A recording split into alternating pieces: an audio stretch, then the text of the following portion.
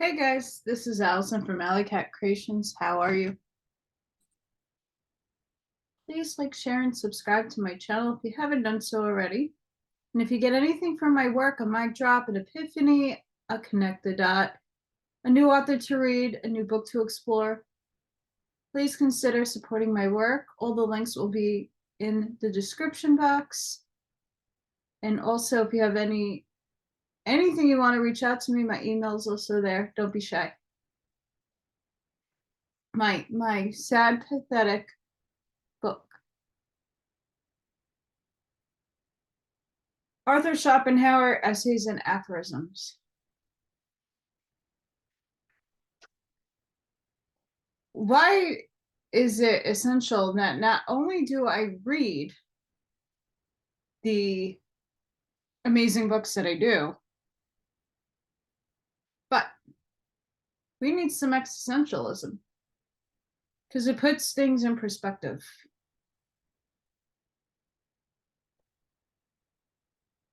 So I'm going to read On the Suffering of the World. And I had read portions of his book that's called On the Suffering of the World.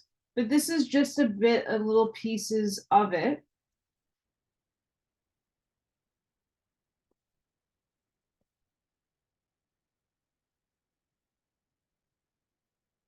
Especially what we're going through right now.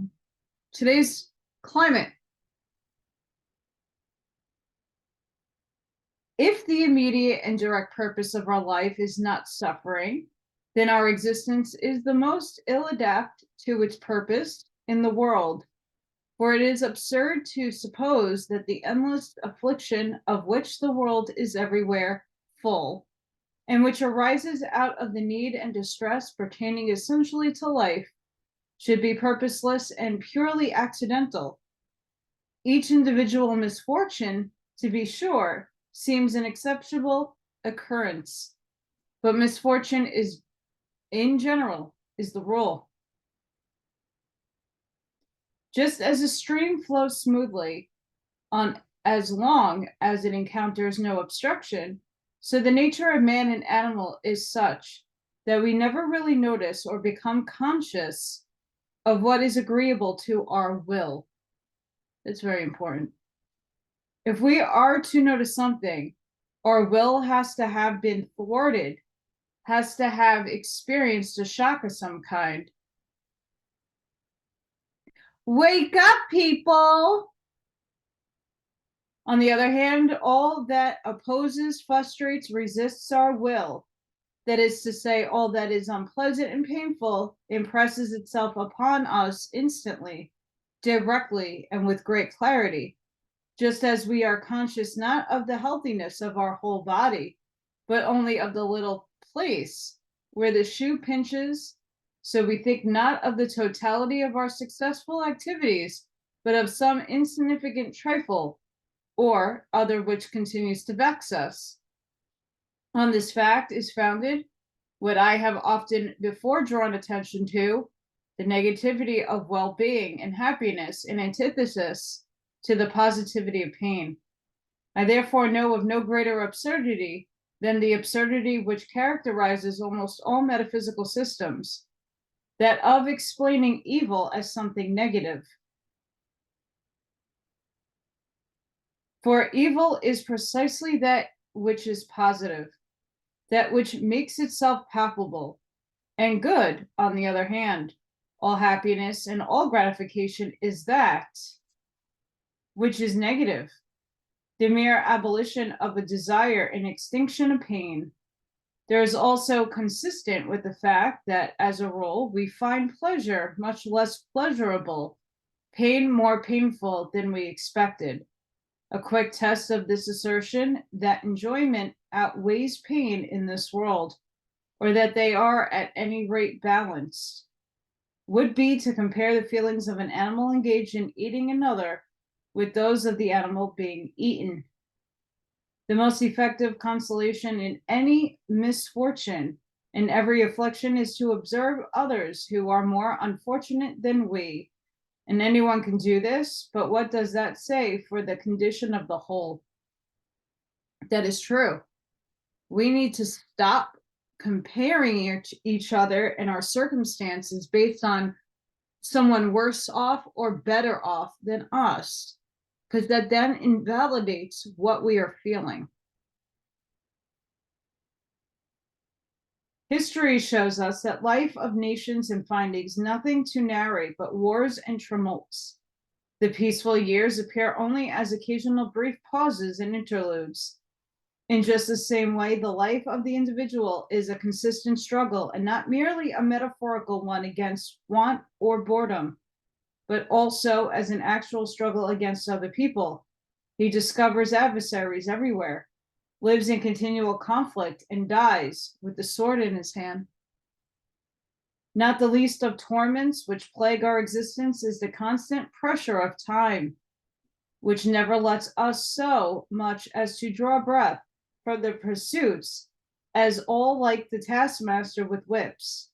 It ceases to persecute only him it has delivered over to boredom. And yet, just as our body would burst asunder if the pressure of atmosphere were removed from it, so would the arrogance of men expand, if not to the point of bursting, then to that of the most unbridled folly, indeed madness, if the pressure of want, toil, calamity, and frustration were removed from their life.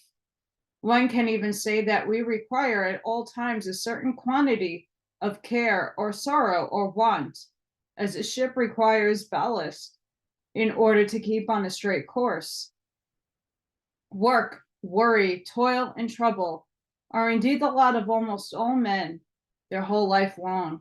And yet, if every desire were satisfied as soon as it arose, how would men occupy their lives? How would they pass the time? Imagine this race transported to utopia, where everything grows of its own accord and turkeys fly around, ready roasted, where lovers find one another without any delay and keep one another without any difficulty. In such a place, some men would die of boredom or hang themselves.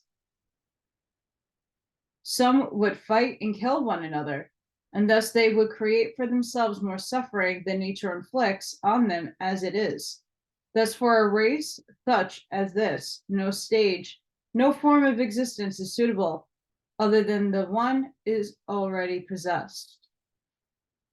Since we recalled above, pleasure and well-being is negative and suffering positive, the happiness of a given life is not to be measured according to the joys and pleasures it contains, but according to the absence of the positive element, the absence of suffering. This being so, however, the lot of animals appears more endurable than that of man. Let us look at both a little more closely. However varied the forms may be which human happiness and misery assume, inciting man to seek the one and flee from the other, the material basis of them all is physical pleasure or physical pain. This basis is very narrow. It consists of health, food, protection from wet and cold, sexual gratification, or the lack of these things. Man has consequently no larger share of real physical pleasure than the animals have, except perhaps to the extent that his more highly charged nervous system intensifies every sensation of pleasure, as it also does every sensation of pain. Yet how much stronger are the emotions around in him than those aroused in the animals? How incomparably more profound and vehement are his passions, and all to achieve exactly the same result in the end: health, food, covering, etc. This arises from and foremost because with him everything is powerful, intensified by thinking about absent and future things. And this is in fact the origin of care, fear, and hope, which, once they have been aroused, make a far stronger impression on men than do actual present pleasures or sufferings to which the animal is limited. For since it lacks the faculty of reflection, joys and sorrows cannot accumulate in the animal as they do in man, through memory and anticipation. With the animal, present suffering, even if repeated countless times, remains what it was the first time. It cannot sum itself up. hence the inevitable composure and unconcern which characterizes the animal. With man, on the other hand, there evolves out of those elements of pleasure and suffering, which he has in common with the animal, an intensification of his sensations of happiness and misery, which can lead to monetary transports, which may sometimes even prove fatal, or to suicidal despair. More closely considered, what happens is this: he deliberately intensifies his needs, which are originally scarcely harder to satisfy than those of the animal, so as to intensify his pleasure, his luxury, confectionery, tobacco, opium, alcoholic drinks, finery, and all that pertains to them. To these it is then added, also as a result of reflection, a course of pleasure and consequently of suffering available to him alone, and one which preoccupies him beyond all measure, indeed more than all the rest put together. Ambition in these senses of honor and shame, in plain words, what he thinks others think of him. This, in 1,000 often curious shapes, then becomes the goal of all these endeavors of his which go beyond physical pleasure or pain. He excels the animal in his capacity for enjoying intellectual pleasures, to be sure, and these are available to him in any degree, from the simplest jesting and conversation up to the highest achievements of the mind. But as a counterweight to this, on the side of suffering, stands boredom, which is unknown to the animals, at least in the state of nature, and is very slightly perceivable in very cleverest domesticated ones. While to man it has become a venerable scourge, want and boredom are indeed the twin poles of human life.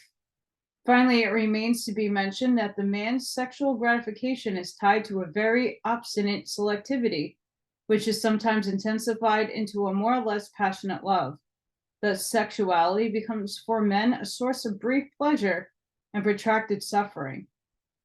It is indeed remarkable how, through the mere addition of thought, which the animal lacks, there should have been erected on some narrow basis of pain and pleasure, that the animal possesses so vast and lofty a structure of human happiness and misery. And man should be subjected to such vehement emotions, passions, convolutions, that their impress can be read in enduring lines on his face, while all the time, in reality, he is concerned only with the very same things which the animal too obtains, and obtain with an incomparably smaller expenditure of emotion. Through all of this, however, the measure of suffering increases in men far more than the enjoyment, and it is very greatly enhanced specifically by the fact that he actually knows of death, while the animal only instinctively flees it without actually knowing of it, and therefore without ever really having it in view, which man does all the time. The animals are much more content with mere existence than we are. The plants are wholly so, and man is according to how dull and insensitive he is. The animal's life consequently contains less suffering, but also less pleasure than the human's. The direct reason being that on the one hand, it is free from care and anxiety and the torments that attend them, but on the other, without hope, and therefore has no share in it, in the anticipation of a happy future, which, together with the enchanting products of the imagination which accompany it, is the source of most of our greatest joy and pleasures. The animal lacks both anxiety and hope, because its consciousness is restricted to what is clearly evident, and thus to the present moment. The animal is the present incarnate. But precisely because this is so, it appears in one respect to be truly sagacious, compared with us, namely in peaceful, untroubled enjoyment of the present. It is obvious. Composure often puts to shame our own frequently restless and discontented condition. If the above discussion has demonstrated that the reason man's life is more full of suffering than the animals, it is greater capacity for knowledge. We can now trace this back to a more general law, and this obtained to a much more comprehensive view. Knowledge is in itself always painless. Pain affects only the will and consists in an obstruction, impediment, or frustration of it.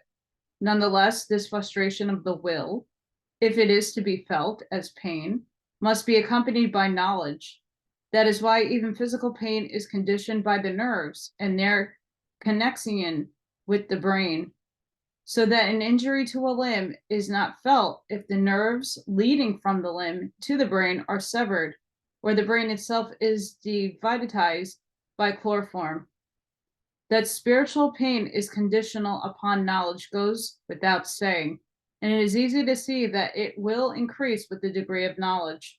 We can thus express the whole relationship figuratively by saying that the will is the string, its frustration or impediment the vibration of the string, knowledge the soundboard, and pain the sound. That is very, very, that's major right there.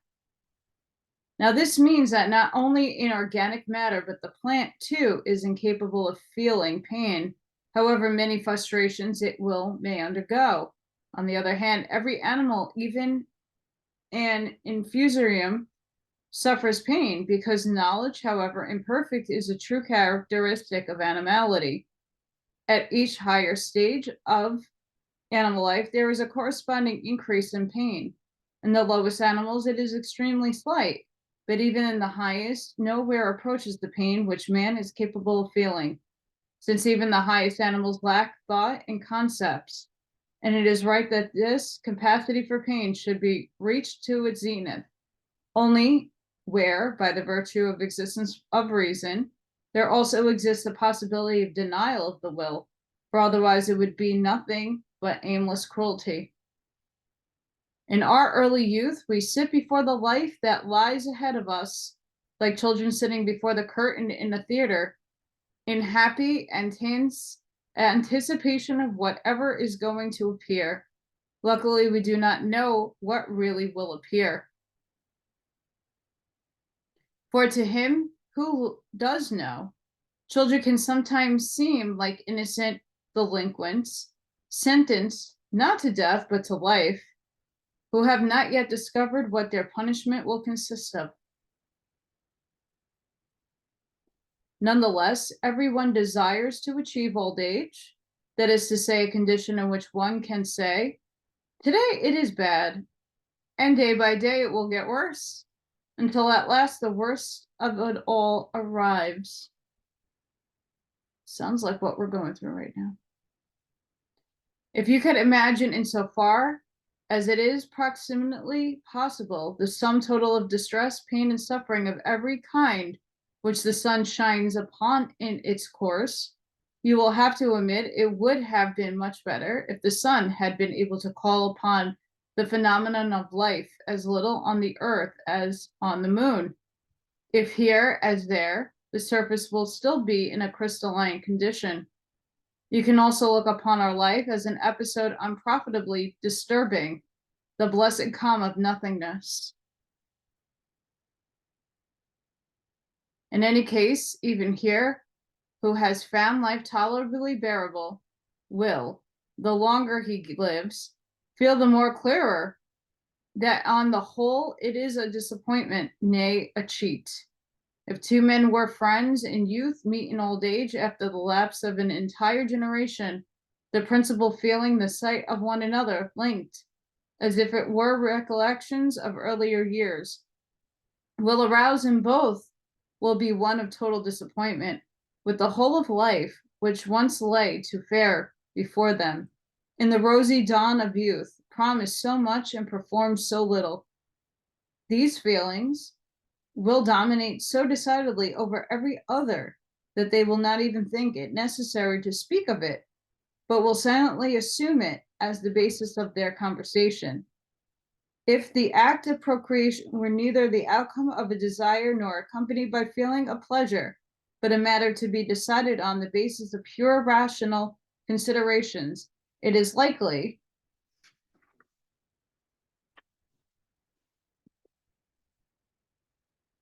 the human race would still exist.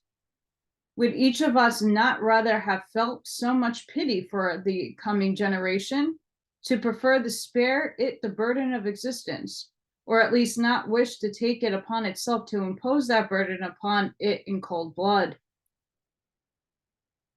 For the world is hell, and men on the one hand, the tormented souls, and on the other, the devils in it.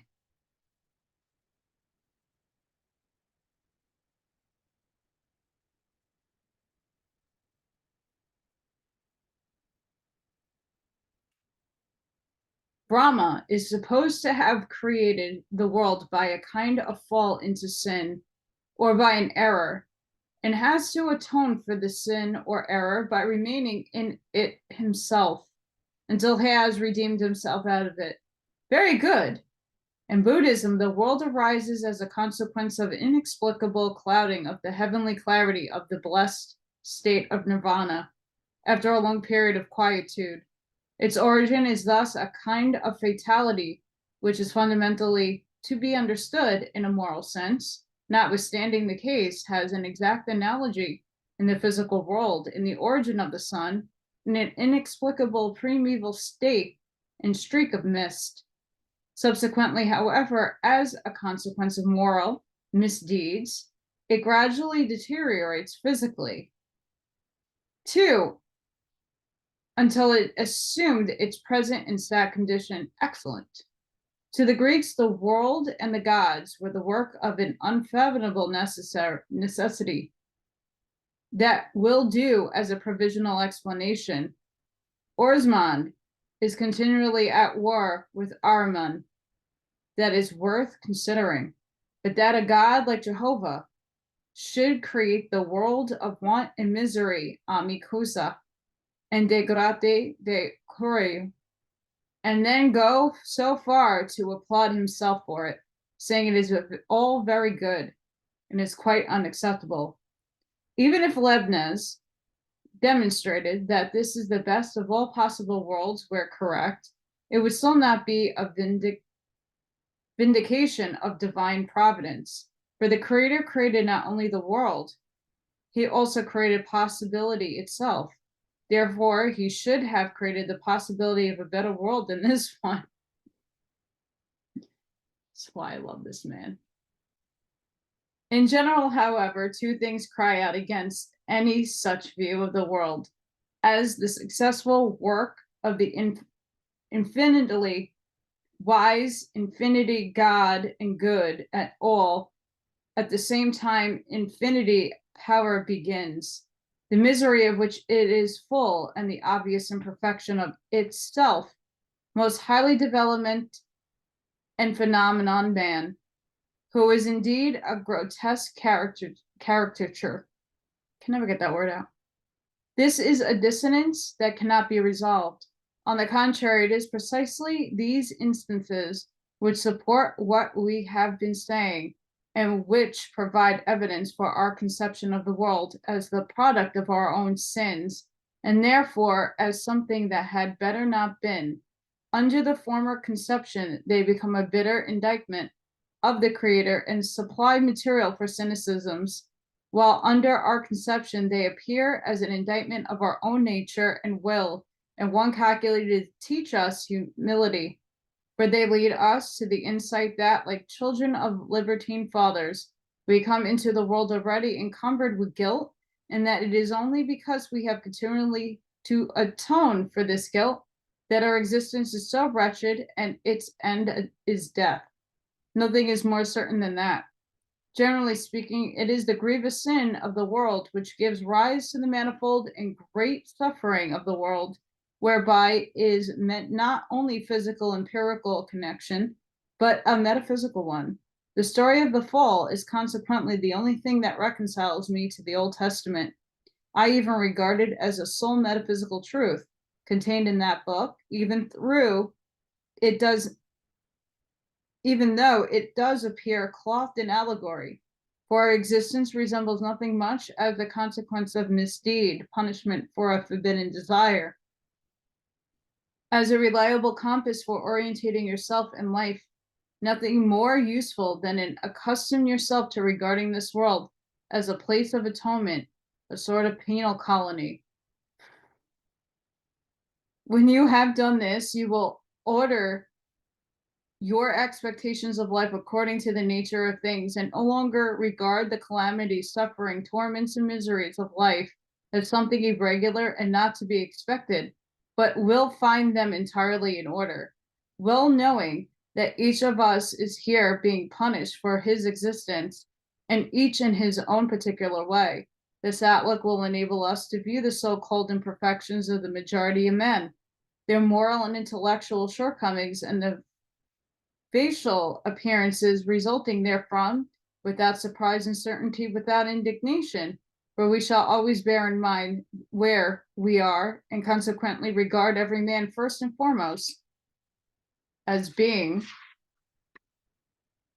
who exists only as a consequence of his culpability, and whose life is an expedient of the crime of being born. The conviction that the world, and therefore man too, is something which really ought not to exist, is in fact calculated to instill in us indulgence towards one another. For what we be expected of being placed in such a situation are we? From this point of view, one might indeed consider that the appropriate form of address between man and man ought to be not monsieur, sir, but fellow sufferers, compagnon de misères. However strange this may sound, it corresponds to the nature of the case, makes us see other men in a true light, and reminds us of what are the most necessary of all things: tolerance, patience, forbearance, and charity, which each of us needs and which each of us therefore owes. Amish mindset. My grumpy old man. Right on. This is truth. Scary. On the vanity of existence.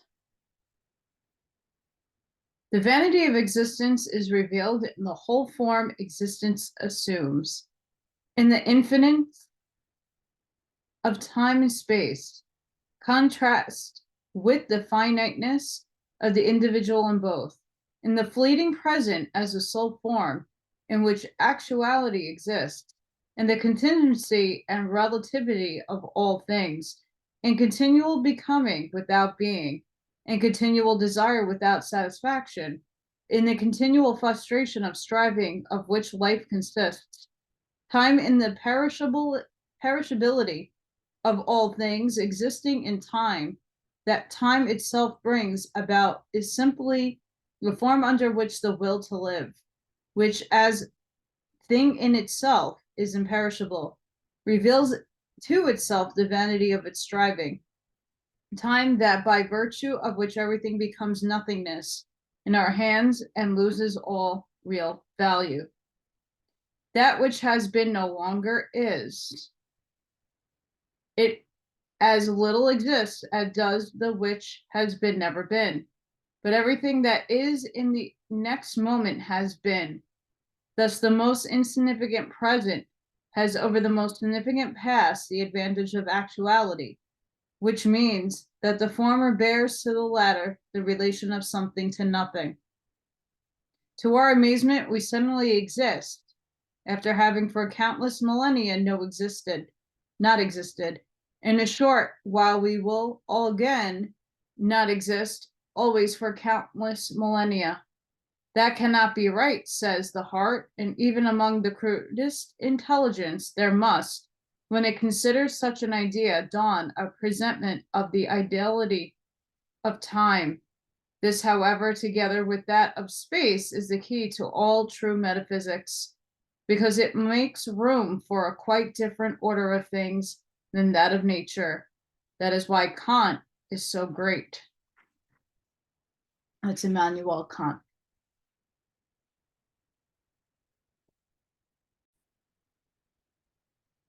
Every moment of our life belongs to the present only for a moment. Then it belongs for every and forever to the past. Every evening we are poorer by a day. We would perhaps grow frantic at the sight of this ebbing away of our short span of time, were it not secretly conscious in the profoundest depths of our being that we shall, in the inexhaustible will of eternity, out of which we can forever draw new life and renewed time. You could, to be sure, based on considerations of this kind, a theory that the great wisdom consists in enjoying the present and making this enjoyment the goal of life, because the present is all that is real and everything else merely imaginary.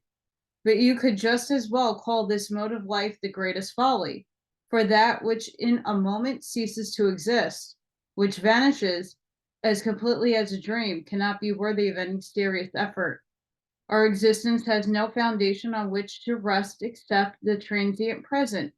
Thus, its form is essentially uneasing motion without any possibility of repose, which we can continually strive after.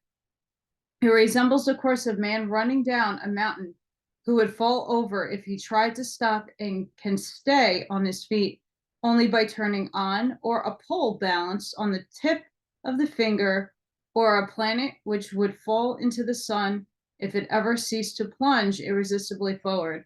Thus, existence is typified by unrest. In such a world where no stability of any kind, no enduring state is possible, where everything is involved in restless change and confusion and keeps itself on its tightrope only by continually striding forward. In such a world, happiness is not so much as to be thought of. It cannot dwell where nothing occurs but Plato's continual becoming and never being. In the first place, no man is happy, but strives his whole life long after a supposed happiness, which he seldom obtains, and even if he does, it is only to be disappointed with it. As a rule, however, he finally enters harbor, shipwrecked and dismantled. In the second place, however, it is all one whether he has been happy or in a life where he consisted merely of succession of transient present moments and is now at the end. My goodness. The senses of our life resemble pictures in a rough mosaic. They are ineffective from close up and have to be viewed from a distance if they are to seem beautiful. That is why to obtain something desired is to discover how vain it is, and why, though we live all our lives in expectation of better things, we often at the same time long regretfully for what is past. The present, on the other hand, is regarded as something quite temporary and serving only as a road to our goal.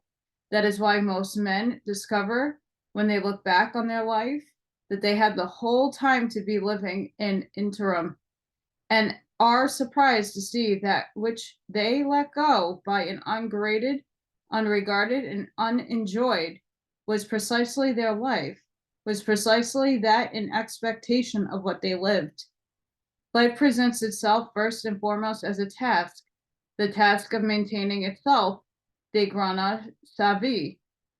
If this task is unaccomplished, what has been gained is a burden, and there then appears a second task, that of doing something which is so to ward off boredom, which hovers over every secure life like a bird of prey. Thus, the first task is to gain something, and the second to become unconscious of what has been gained, which is otherwise a burden.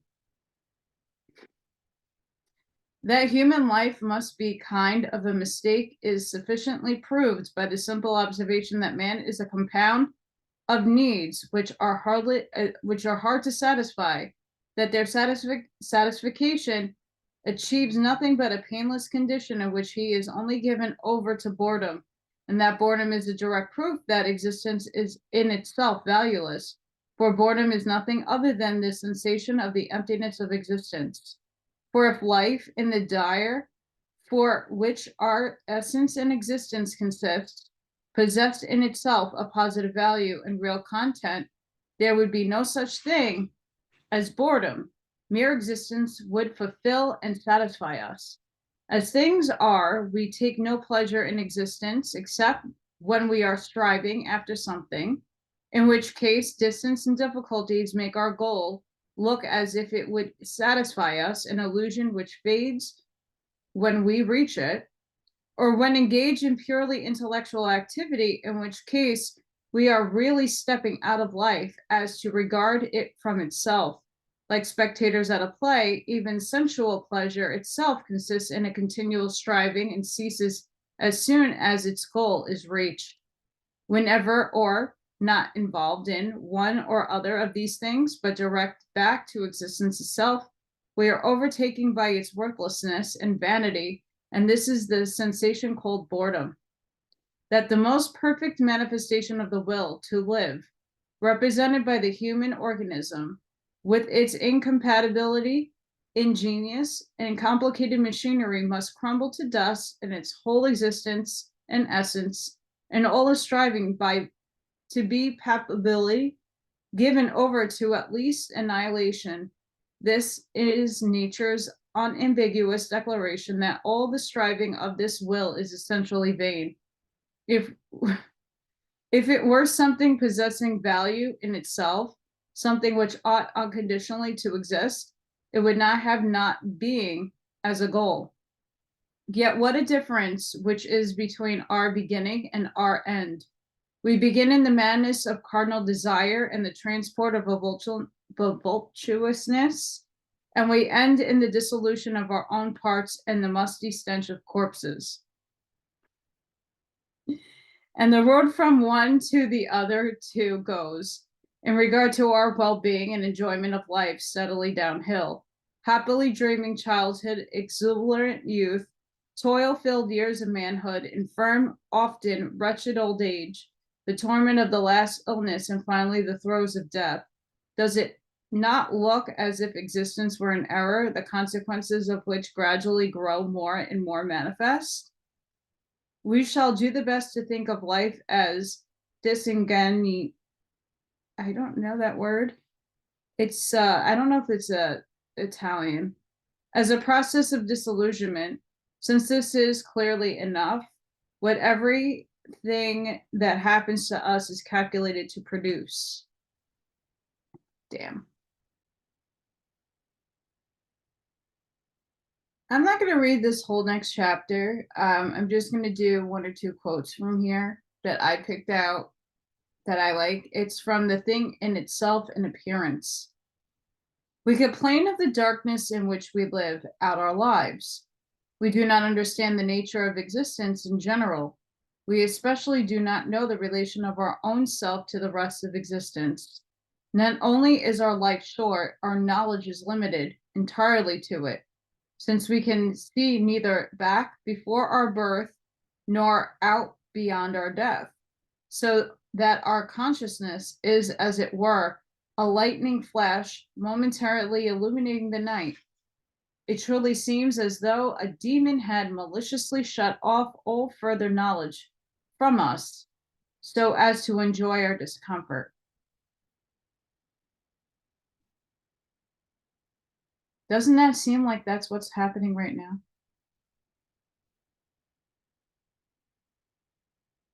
Kant has demonstrated that the problems of metaphysics, which trouble everyone to a greater or less degree, are capable of no direct solution and no satisfactory solution at all. The reason for this is ultimately that they have their origin in the forms of our intellect, time, space, and causality. While this intellect is designed merely to prescribe to an individual will its motivation, to indicate to it the objectives of its desires, together with the means of taking possession of them. Just things to think about.